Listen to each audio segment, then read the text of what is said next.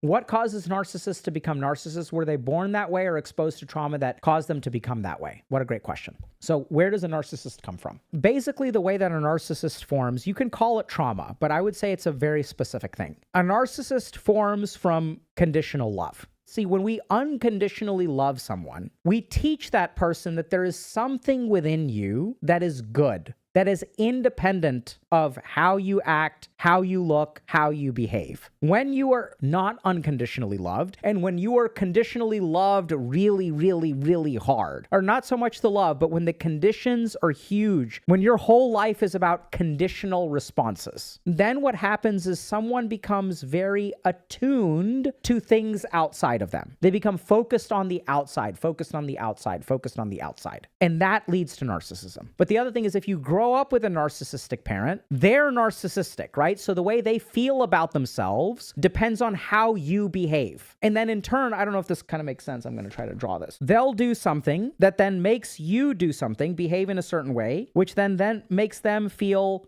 proud. And if they feel proud, that means that they are a good parent. So this behavior that you do determines whether they feel proud or they feel good. And if they feel good, then they love you. So what happens then? You learn that love depends on this behavior. If you do this behavior, then you get love. If you don't do that behavior, you get punishment. You're growing up in a conditional love situation, which is really common when your parent is a narcissist. And so that will make you narcissistic.